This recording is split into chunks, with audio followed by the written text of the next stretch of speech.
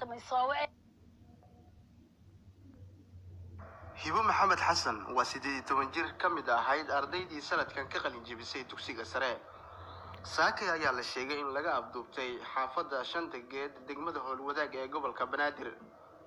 lama oga halkii ay ula dhaqaaqeen dadkii afduubtay oo la sheegay in ay ku kaxaysteen gaari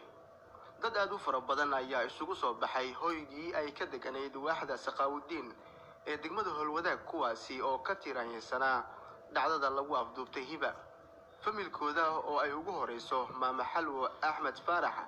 ayaa baadigoog ugu jira helida gabadhooda tan iyo saakay iyagoo tegay xarumaha ciidamada booliska si uu loo baadigoobo gabadhooda la afduubtay aroornimadii saakay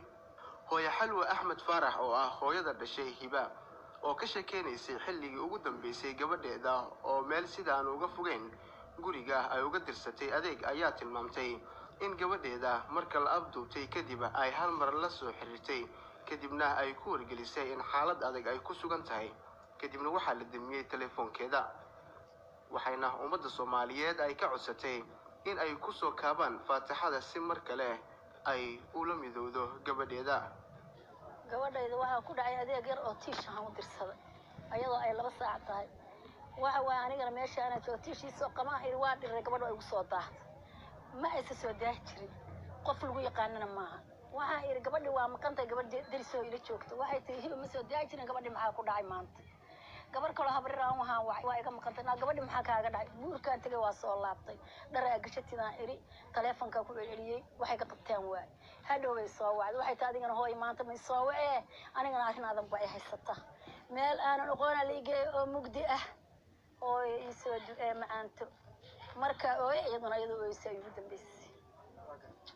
orod baan qaaday saldhigaan tagay waxba la iima qaban meel walba aan tagay CID aan tagay gobolkaan tagay waxba la iima qaban intaas quraanka ilaahay baan akhriistay Allah igu soo daa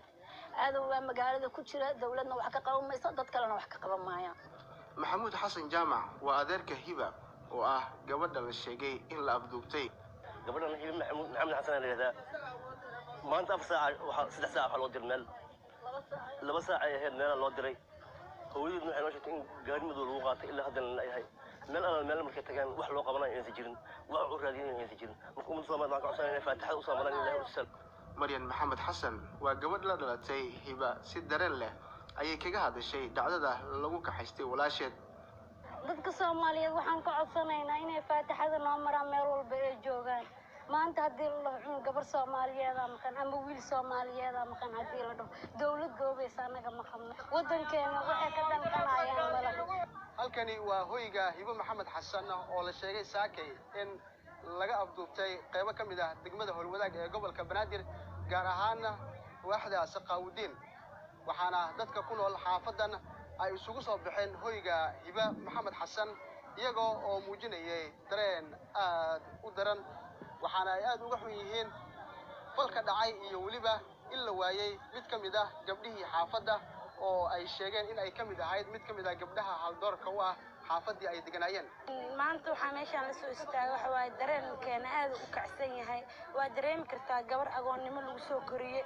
ayadoo yar hadda markay soo hanqaad ee dugsiga sare hadeertaan dhameysay meeshii laga sugayay inay muxuu ahay wax ku qabatay ku kicin in markaa adeegsatay oo jidkii loo istaago hore laga dafo wallahi xanuunkeeda ma qiyaasi karo hibo hooyadeeda saakitiish u dirsatay jidka ayadoo mareysaan laga watay hadii CID la tagay hadii saldhigi howladaag la tagay meelshii la tagay cid wax u qabata malahan